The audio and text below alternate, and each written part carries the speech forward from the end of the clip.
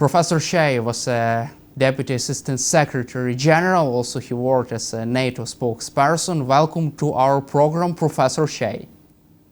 Thank you very much for inviting me. Pleasure to be with you. Russia has failed its nuclear missile test. Russia's intercontinental ballistic missile Sarmat exploded even before its takeoff, according to OSINT analysts. How do you perceive this development as Kremlin continues to threaten a total war against NATO? Well, I suppose it's a mixture of good and bad. On the good side, at least from a NATO perspective, it shows that Russia has problems with its nuclear technology. This has been the case with the Sarmat. This is not the first time there's been a launch failure, and also with other types of Russian intercontinental missile recently. So clearly they have difficulties. And so from that point of view, any delays in their nuclear modernization is good for NATO. On the other hand, it also shows that Russia is spending a lot of money on nuclear weapons and is trying to develop this new generation of nuclear weapons. It's starting an arms race, and nobody, I think, has any interest in that. Are there any chances that Russia is incapable of waging a massive nuclear war against NATO from a technical point of view? Well, there is, of course, the ability to fire these systems.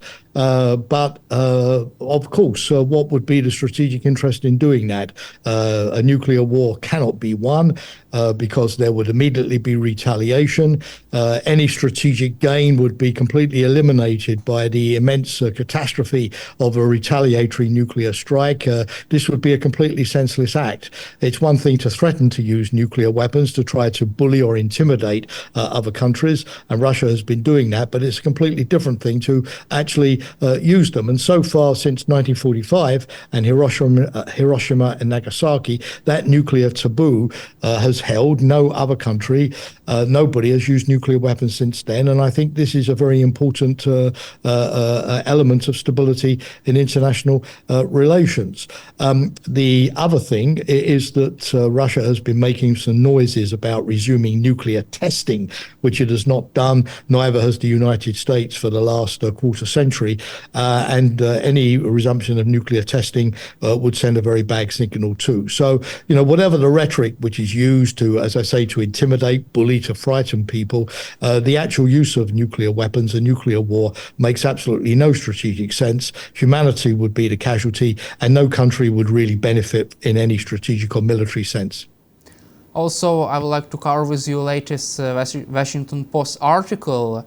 There is a growing realization in the Kremlin that the West is not buying its nuclear threats, and Russian dictator Putin is searching new ways to enforce his red lines. Also, Sergei Markov, the Kremlin-connected political analyst, suggested possible responses of Russia could include strikes on air bases of NATO in Poland and Romania. What would NATO do if it was the case? There is lots of speculations that Russia could respond in that way in case if the West allows Ukraine to strike deep inside Russia with Western-made weapons. Well, Russia, as I mentioned in the previous answer, likes to bully, likes to threaten, to intimidate by suggesting very disproportionate, very exaggerated countermeasures, including giving weapons to NATO's adversaries or placing more missiles to face NATO. To some degree, when I hear these threats, I say to myself, well, Russia's already doing this. It's already arming NATO's adversaries, for example, giving space technology to North Korea or military technology to Iran. And it's been stationing missiles in Kaliningrad facing NATO and violating arms control treaties like the the INF nuclear treaty to station a new intermediate range nuclear weapon facing NATO. It's been doing these things already, and even before invading Ukraine. So I think that some of these threats should not be taken too seriously. But it has to be said, if Putin sees hesitation in the West, for example, so no decision yet from the Biden administration or from the German government to allow Ukraine to use long-range missiles against military targets in Russia, then Putin and his people think, these intimidation tactics are working. Look, the West is not taking the decision to give that green light to Ukraine. Our red line is working, so let's continue this. They see it as a winning strategy, and I think it's very, very important for the West not to be taken in by this type of bullying and rhetoric, and to give Ukraine the weapons that it needs to be successful, given that the NATO countries have said that stopping Russia's invasion of Ukraine and keeping Ukraine as an independent state is not just good for Ukraine, but is also a vital Western security interest. But as long as Putin believes that bullying tactics make the West hesitant and delay things, then of course he's going to continue to use that strategy. We shouldn't be surprised. But can Vladimir Putin escalate more in Ukraine and around the globe? Well, I certainly don't think that Putin would strike a NATO country, because he knows that Article 5 works. And he knows that NATO has all of its plans and responses in place. He is in a weakened military state after losing 200,000 soldiers. We don't know the exact number, but it's an enormous number, plus hundreds of thousands of wounded Russian soldiers. He's lost a lot of his military equipment so far in Ukraine. He's having to go to North Korea for ammunition. He's having to go to Iran for missiles. He's having to go to China for electronic components. So is Putin really, in a military sense, in a fit state to attack a NATO country? It would be a completely irrational, foolhardy thing to do, because NATO is a very, very strong, very powerful alliance, and it has a very good missile defense system itself, with interceptors in Romania, in Poland, radars in Turkey. And so NATO has the capability, just like Ukraine, to shoot down many of the Russian drones and many of the Russian missiles. It has excellent air defense. And frankly, therefore, I don't see that it's Putin's interest to extend the war beyond Ukraine. He has sufficient difficulty at the moment advancing in Ukraine with his army. But when you say, will Putin retaliate? Well, he's doing that already. I mean, every time that Ukraine has some success, for example, in using drones to strike Russian oil refineries or ammunition dumps, we've had some very successful Ukrainian actions in recent days. Putin organizes savage reprisals with hundreds of rockets and drones attacking Kharkiv, Kiev, Lvov, other centers, no pretense of striking military targets and killing innocent Ukrainians. So, he's shown that as far as brutality against Ukraine is concerned, there are almost no limits. So that retaliation is happening already. It's not something, I think, where there is worse to come in the future.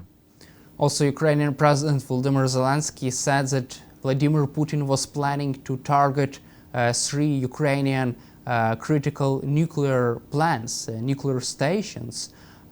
If it is the case, how would NATO and the West react? Because previously we heard some statements from U.S. National Security Advisor Jake Sullivan at the beginning, in the beginning of the 2022. He said that Russia would face devastating consequences if it uses tactical nuclear weapons. Would Russia face the same devastating consequences if it would strike Ukrainian nuclear plant? Well, again, it would be a totally irrational thing to do. I mean, the Russians have learned from the Chernobyl disaster in the 1980s that if a nuclear plant is damaged or melts down, the radioactive material contaminates their own population, causing all kinds of health issues such as leukemia and cancer and the like. How could Russia know, for example, if it attacked the Zaporizhia nuclear plant in Ukraine, that the radioactive material would not spread with the wind deep inside Russia, which is not that far away? Putin would be killing his own people in doing such a thing. Also, he wants to annex illegally parts of eastern Ukraine. Well, if there were an attack on the Zaporizhia nuclear power plant, much of the territory that Russia is currently occupying and seeks illegally to annex would be contaminated for generations. Industry, agriculture, life there would be impossible. The populations would need to be relocated. This would cost Russia a lot of money. So if you look at the practical consequences, it all doesn't make sense.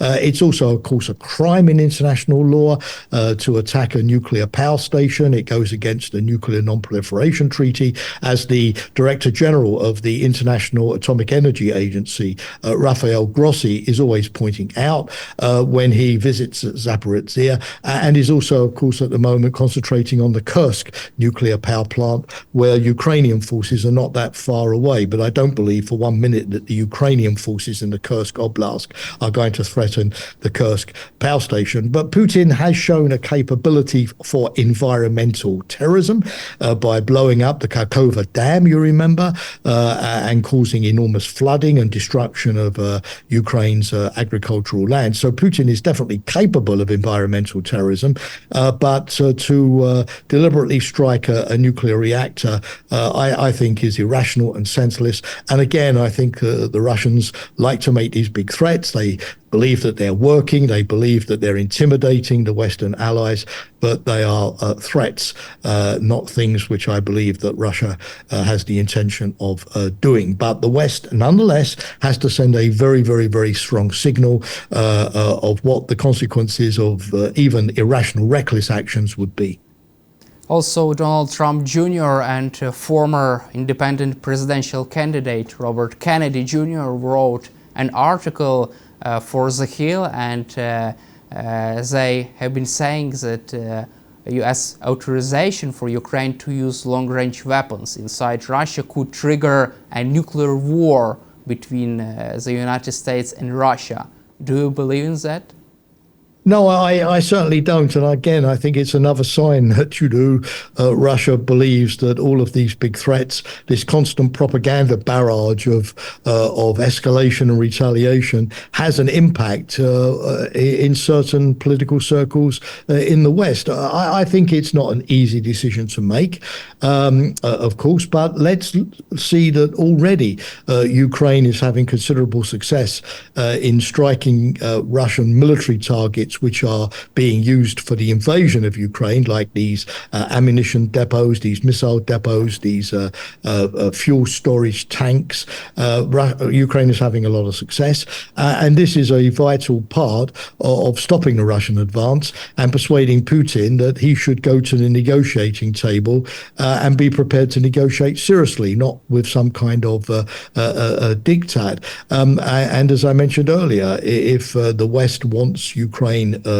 not to be defeated, but to actually win this battle and liberate its territory, then calculated risks in terms of the weapons that are supplied have to be assumed. There obviously is a lot of thinking at the moment in the Biden administration about doing this, but many NATO countries have already said, like Poland, the Baltic states, many others, that they believe that it's the right thing to do to give Ukraine the authority to use these weapons, provided, of course, that they are not used against Moscow or major population centers. Naturally, they're not used against civilian targets. I don't think Ukraine would do this. And they are used against a limited set of purely military targets associated with the Russian aggression. I think within those parameters, it's a perfectly legitimate thing to do. And I hope that, after much deliberation, President Zelensky is in the White House at the moment. He's meeting Biden. He's meeting US congressmen. I hope that he will be able to convince the Biden administration to take the step and give Kiev the green light. Do you expect a positive decision on this matter this week, privately or publicly? Well, the United States seems to be moving in the sense that they seem to be willing to allow the UK to use the Storm Shadow missiles, which it gives to Ukraine, to allow the Ukrainians to use those missiles, which contain US components. So it's not blocking the use of the missile because they're US components. So that's a step in the right direction. It's not an easy discussion, and I'm not trying to downplay the notion that there are risks. There are risks involved with any action which is really important and decisive. Actions with no risks have no impact generally. So I agree it's not an easy discussion, but we do see the Russians advancing in the Donetsk area, capturing more territory.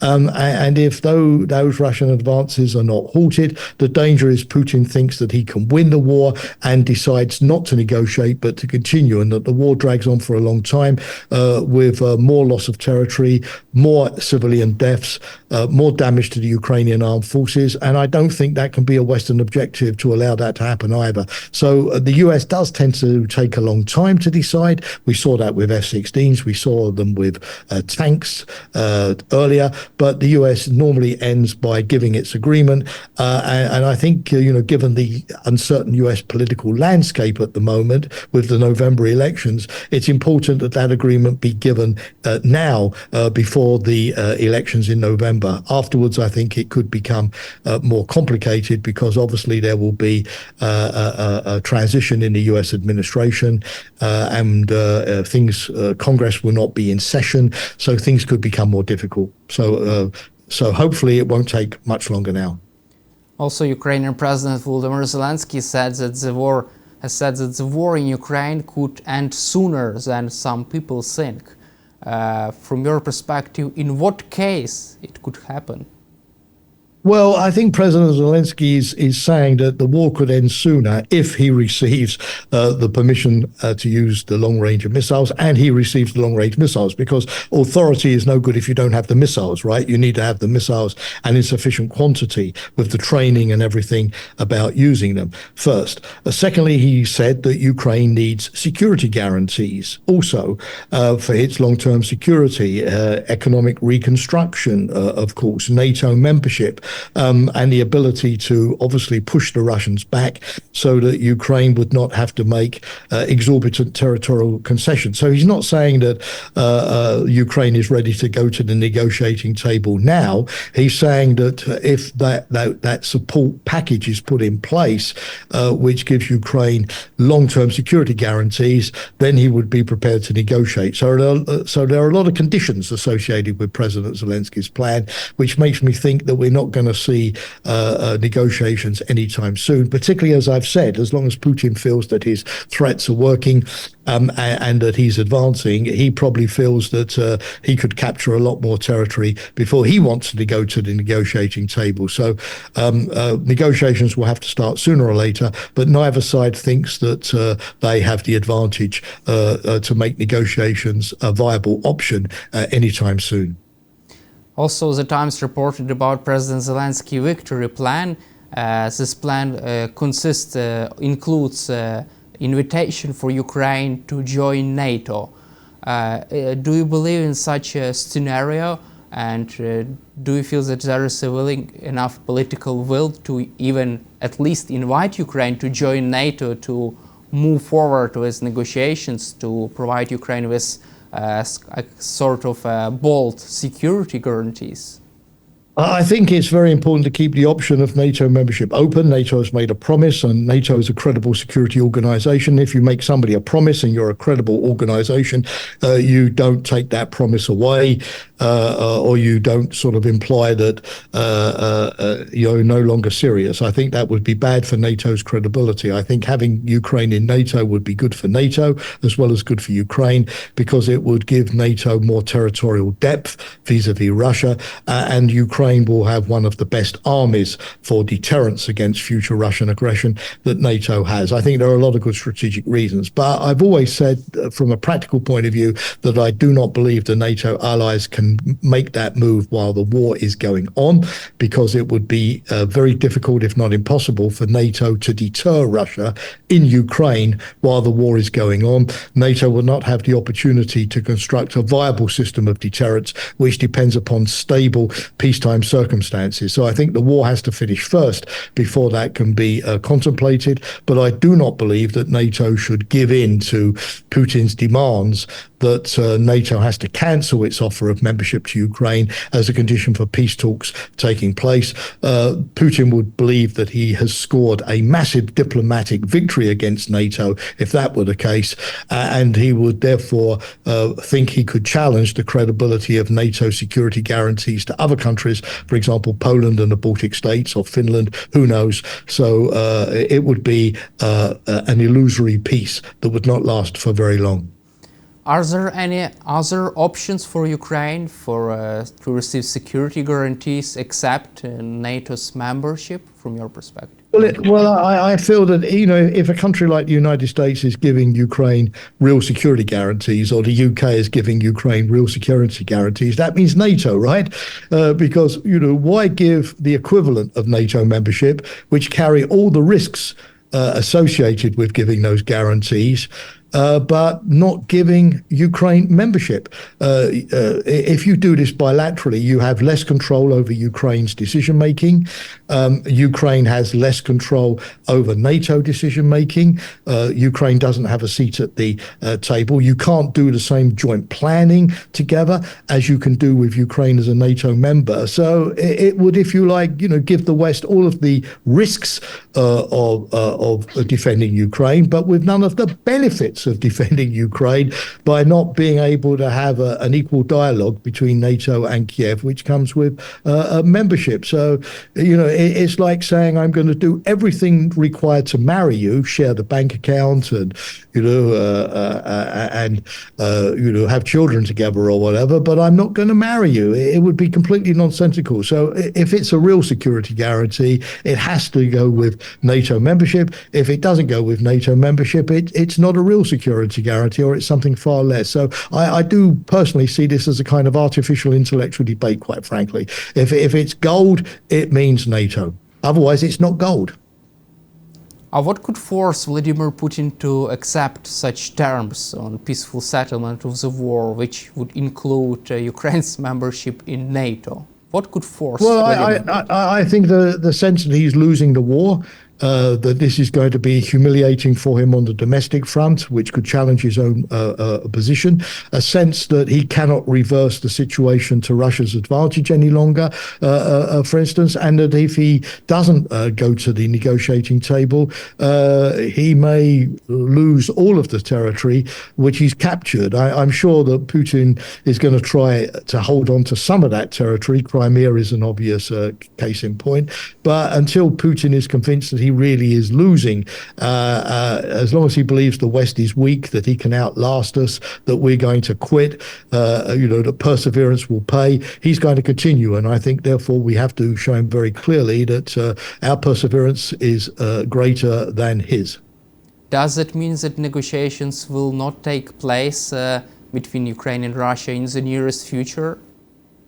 I think they do negotiate still. I mean, prisoner swaps. We've had many prisoner swaps over the last couple of days, helped, of course, by the fact that Ukraine captured many Russian soldiers in the Kursk Oblast. There was even talk that they were going to have some secret negotiations on not attacking each other's energy infrastructure, now that Ukraine has shown that it's capable of attacking Russia's energy infrastructure. That gives the Kremlin a greater incentive to negotiate. So, even during the war, you do have, some kind of contact between both sides, often facilitated by Turkey or by Qatar, for example, for the prisoner exchanges by third parties. But a truly comprehensive peace settlement, no, not yet, because Putin sees that as a Ukrainian surrender. With no punitive steps like sanctions or reparations being taken vis-a-vis Russia.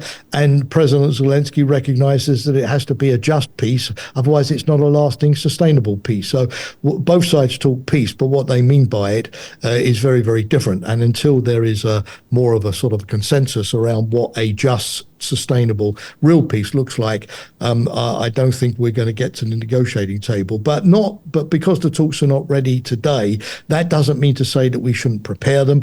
And what President Zelensky is doing by trying to call a new peace conference like the one in Switzerland in June to get international agreement on the basic parameters of an agreement and to push back against Putin's peace as surrender, preparing the ground, yes, it's urgent to do that, because the more we prepare the ground, the more likely we are to have serious, real peace negotiations when they do finally begin.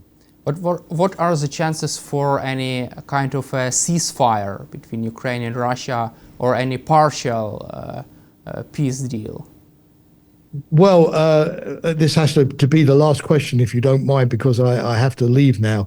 But a ceasefire which takes us back to the situation in the Donbass after 2014 and the annexation of Crimea, where you still have soldiers dying every day with low-level intensity shelling going on, and a frozen conflict with trenches that could become a hot conflict any time. That's not the kind of ceasefire that I think we're looking at. A ceasefire is good, but as a self-standing activity, it's always very fragile. A ceasefire that leads to real peace negotiations and paves the way for a lasting peace is of much greater value, obviously. But a ceasefire that prevents Ukraine from regaining its territory when it's capable of regaining its territory and simply locks in de facto the Russian territorial acquisitions, I don't think is a Western or a Ukrainian interest. So ceasefire, yes, nobody likes war, but it has to be a ceasefire that paves the way towards a genuine and just peace